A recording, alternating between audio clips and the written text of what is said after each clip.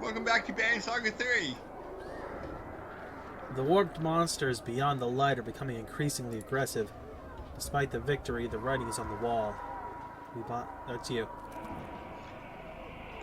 Despite the rain... Oh, okay, the rain is on the wall. Okay. We bought some time! Zephyr says. But it's not sustainable. We're going to fall back before long. Houses or commons? Let's go to the houses. Black soot billows up from the ramshackle shelters, and it's spreading to bigger buildings at an alarming rate. A distant shouts confirm.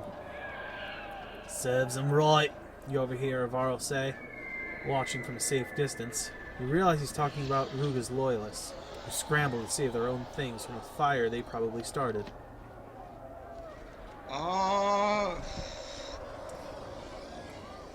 We can kill the loyalists! This is an opportunity to press an attack. Vengeance on Ruga? Your hands shake. Have you ever done something like this before? Is this who you are now? You push the questions aside. The chance to make some of the worst criminals in Aberrang disappear into the smoke is too tempting. Finishing the grim work, you wipe blood from your hands. If it means less bloodshed of innocence, you can live with that. Eventually, the fire burns itself out, but not before taking the whole streets with it. As far as anyone can tell, you were just there to help. Damn. I'm a murderer now. Oh my god. A livid crowd of Horseborn confront each other. You recognize Canary and Deirdre among them.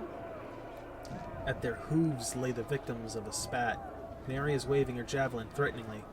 You can't be certain what has sparked them this time, or who to blame.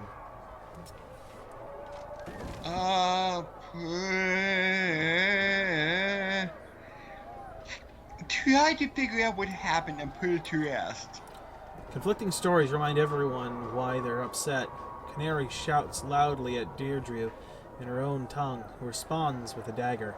Canary is the best fighter and turns the blade back on Deirdre. The crowd panics. Horseborn trample anyone in their way as they beat a path amongst the bodies.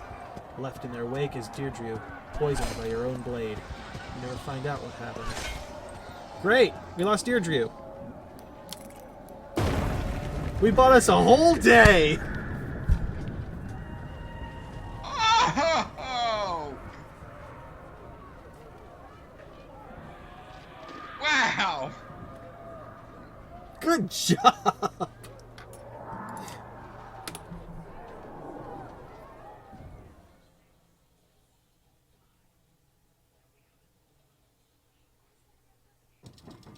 Well, we'll be back before long. Yeah.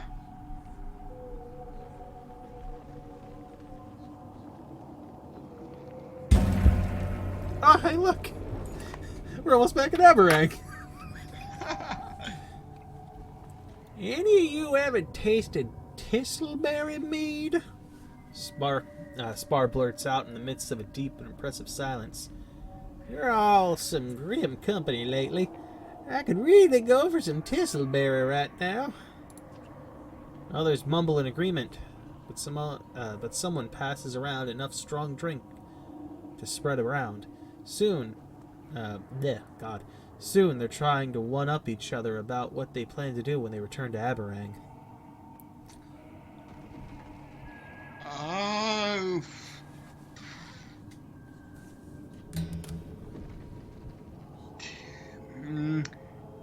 Tune them out and keep focused.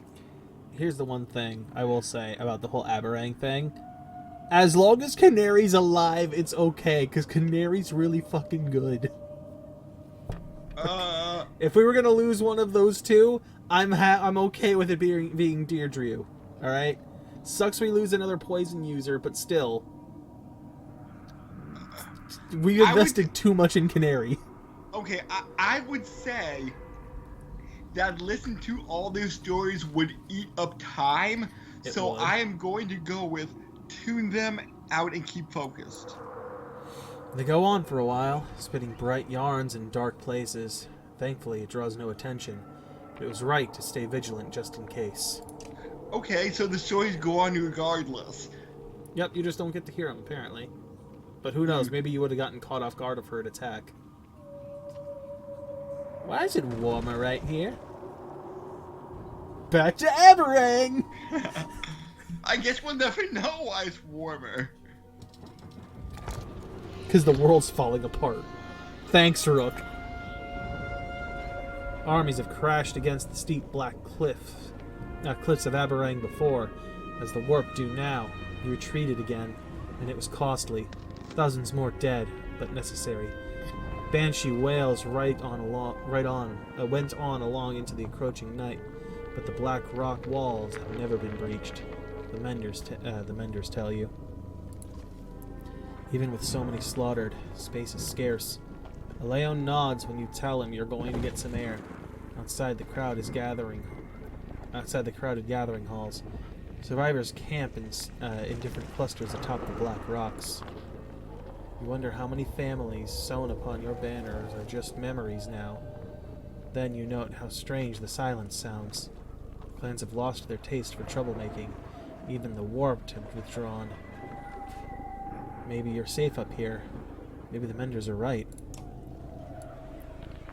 There's nothing. There's stairs to go to. Is there something in the market? The hat's gone. Tools of skilling. Break talents, crit chance, range distance. This isn't bad. Wait, don't we have this? What is Hope of Gods, by the way? That was the one that has 1 to all talents, plus Okay. 3 to armor, and diverts armor. 20% divert armor, 10% dodge strength, 1 strength resist, plus 1 armor. This is pretty good, too. And since the shop will stay around, want to check if we have tool of these skill things? I want to say we do. Either that or it was something we read as an option to get somewhere and didn't. Yeah, we don't have it. Do you want it? Let me check something. What does she has this 3 to all talents, never deflected. Okay, that's why I wanted to keep her, and the 2 will per turn. What would I give it? She loses 3 on all talents. Who would I give it to? What was the level on it again? 9? It's an 8. It's a 9. I was looking at the wrong one. It's a 9. So would you want it, or? It would have to go to an archer because it extends range. So Oddleaf already has something that's pretty good on her. With this. Although I could technically give this to someone else. Ooh, and Irsa is 1 level under. Yeah, Irsa's 1 level under.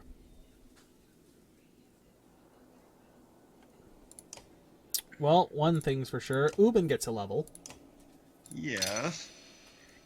Because and Ubin, he can get a name. He could. Plus 1 damage on consecutive attacks on the same enemy. Will on a kill. Strength, but -1 armor. This one is for him. Because he already gives bonuses to anyone around him. Okay. Yeah. Give him the hopeful. Oh, hopefully.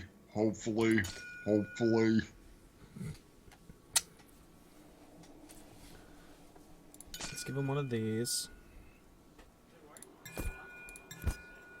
And the crit. Yes. Alright. I would probably just give him one more, so that way he is giving 1 to each. Alright, let's see here. You could level too. But we don't really have any items to give for it either. I was going to say, don't we have a 13, but that's on the other It's side on the other of side, things. yeah. +2 range to distance. -1 armor, but knockback on strength +3. No, yeah, Trigby could get promoted. It's going to take all of our renown to do it, though. But we could boost him to 10. Screw it. Who needs renown? It's not like we're going to buy supplies or anything. Babaka. Yeah.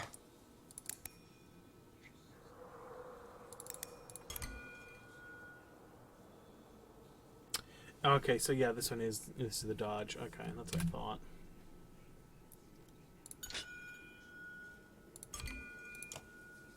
Yeah, let's just pump it into that for now.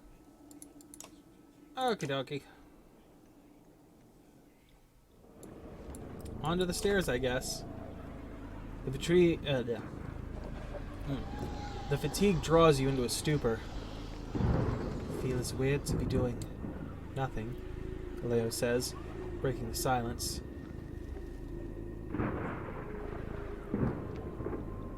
Spirits are low. Maybe this would be a good chance to see how everyone's holding up. You consider it. Ubin. The scrivener is scratching diligently at his papers. He looks up. Skaha halts whatever conversation he and Ubin were having. Hello, Hunter! Found yourself a little patch of quiet. And you know what to do with yourself. And don't know what to do with yourself? Something like that. The eye of the storm, as a poet says. You start predicting the weather when you've been around long enough. Or maybe you just talk about it more. The old Varl stopped scratching notes to talk. Ever seen anything like this before in your many years? You know, I've heard mankind has been being called old an insult, but I never knew why. Let me think. Well, the fall of Skirmestead was something to behold. Half a city sinking into the Silverstone. And Grofheim was even bigger. But something like this? No, it was not. Funny how your memories measure worth, isn't it? I remember my companion Gunnulf telling me I look like an eggplant better than I recall a city sinking beneath the waves. That's why I like to write these things down. Skaha says something in his own tongue and Ubin laughs.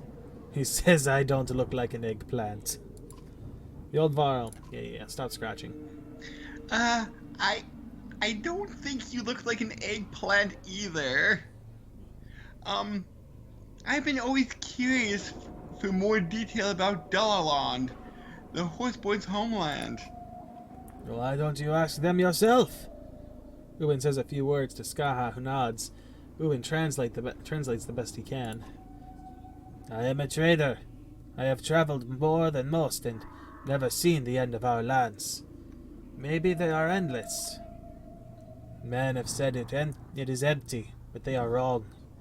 They only think it is empty because they move too slowly. When the sun stops, we celebrate. It is a blessing. It is warmth and freedom. But then the shattering split our land into pieces, and now each piece is small and empty. I think my kind becomes restless here. They talk a lot about the brave who try to outrun the darkness. Yet they have already become legend. Maybe they are still running across Dalaland. I like to imagine this. Your city is heavy and cold, and it is made for men who walk slowly in circles, but go nowhere. I will be glad to see the sun again. He looks a little wistful and nods his head as he says, nods his head to say he's done.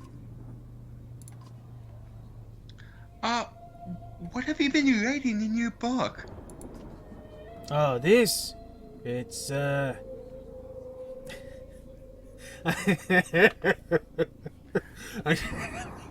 Okay. I'm trying to think of what I would call this. It is a book of all the beautiful women I have seen in my time. But, it is also stories, mostly. But not like the Menders and Scalds, no. The Menders write down what's in the past, and the Scalds stretch fantasy about what happened. The historical writings are the most useless if you ask me. Even a perfect record is only good as the man reading it, and most of us aren't that good. You mean we remember things the way it suits us best? You can spin a dozen different morals from the same yarn. Indeed, we are all a bunch of liars at heart. I write stories about people. When someone reveals their own hopes and fears, that's the truth of things, even if it is a lie. Understand? One of the reasons I learned to talk to people like the Horseborn. I'd like to speak with the Dredge too one day, if they'll have me. I'll leave you to your work. No worries. If you want to talk, I'm glad for the company. Out of curiosity, what are you planning to do with your writings if the darkness overtakes us? Leave it for someone else to find. Ubin's smile suddenly falls from his face as he realizes it'll become warped. Would you believe I hadn't thought of that? Maybe a Horseborn could. No. Not without a mender. Maybe we could spare a mender to... Damnation. We'll have to live. There's no way around it. And so Ubin saith, and so we must do. Yes. Oh god, crazy old lady who doesn't remember things. Oh boy. Zephyr is overseeing the menders, looking just as drained, if not more. She calls you by name. I've heard more about you since you've been coming to Amaran. You're a murderer!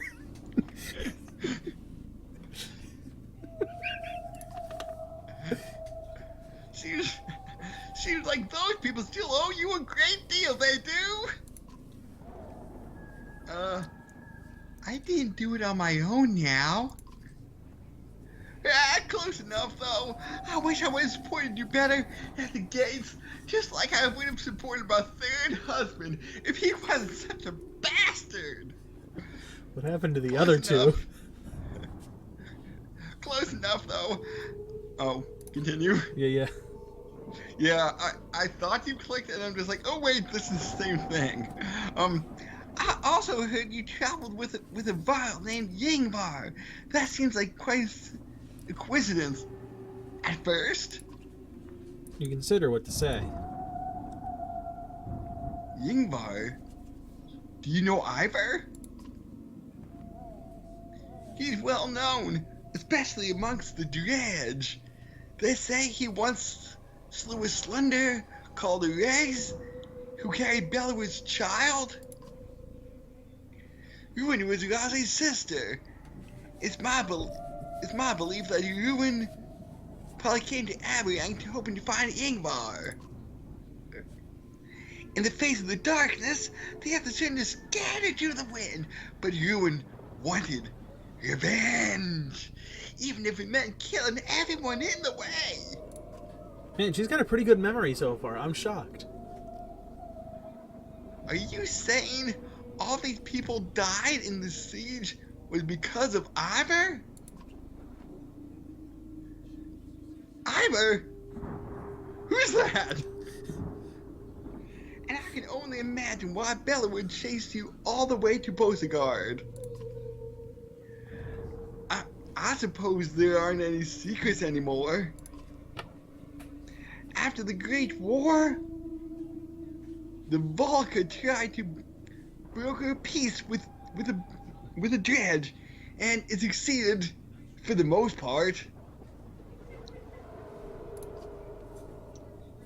But one of the conditions was that we deliver the barrel named Yingbar. They call him Yingbar, the Destroyer. I thought you were just going to leave it at that. They call him Yingvar.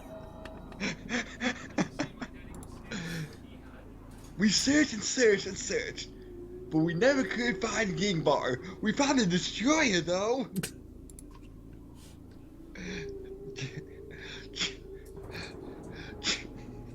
You alright over there? A little bit. Juno and Ivan almost certainly recognize him.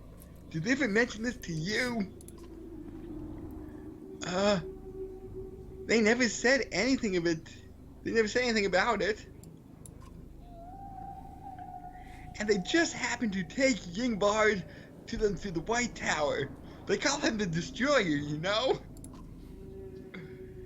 Man, this is concerning. I just wish I knew their intentions. Do you trust your friend Ivan completely? He is the Destroyer, you know.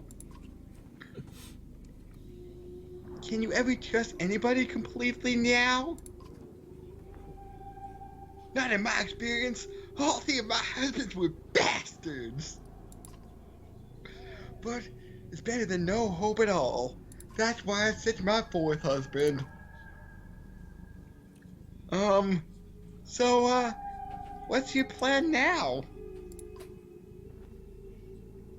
To keep this light lit as long as I can.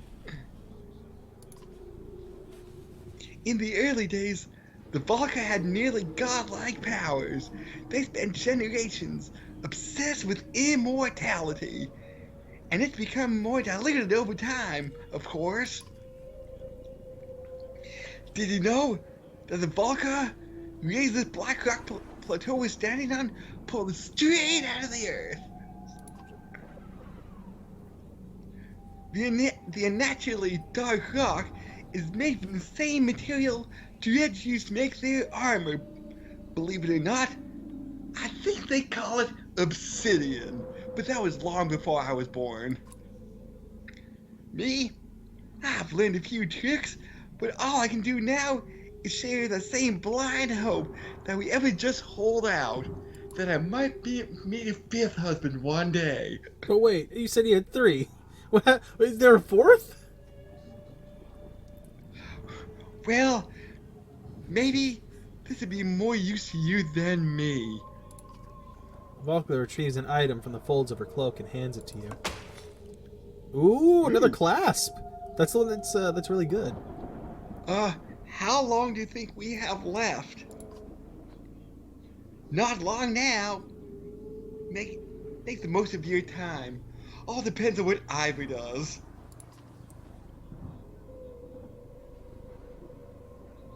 You consider what you say. Yeah, sorry. How did you discover this light spell, Meow? Not easily. Things went bad, and then good, and then bad, and then good.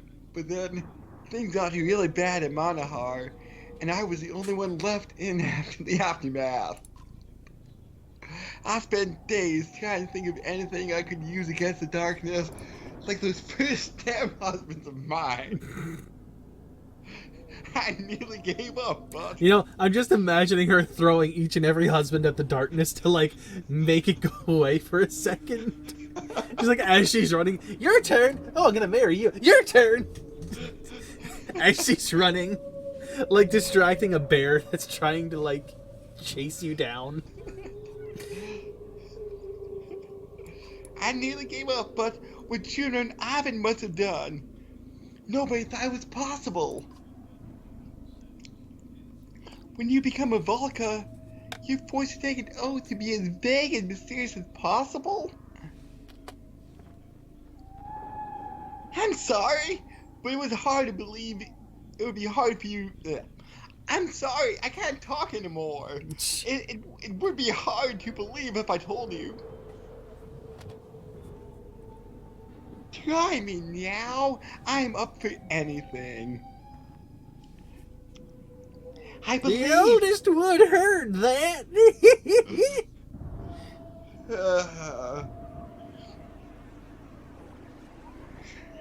Ubin's just there scratching in the corner. Oh, anything she says. I believe they pulled down and shattered the black sun that resides inside the earth.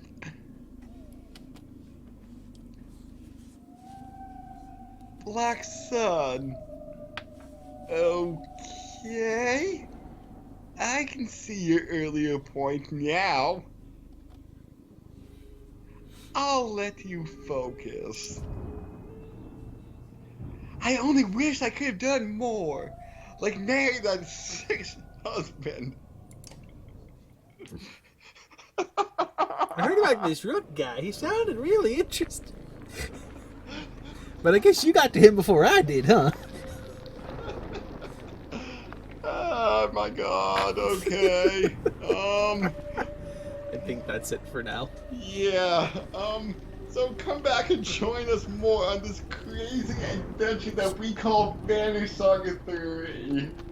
The literal insanity at this point. Yes.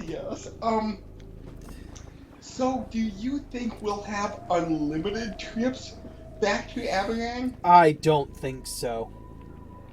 I think there's a limit, and I think we've just lost, like, the last of it. Whatever time we get here, I think is the last we're gonna get. So if we do not make it, we'll have a worse ending instantly, or... I would assume that we're on that road. Oh my god. Because I can't think of anything at this point that could come out and save the Aberang at all. And I don't know how much farther Ivor's got to go. Yeah. Okay, so catch everybody then. Laters.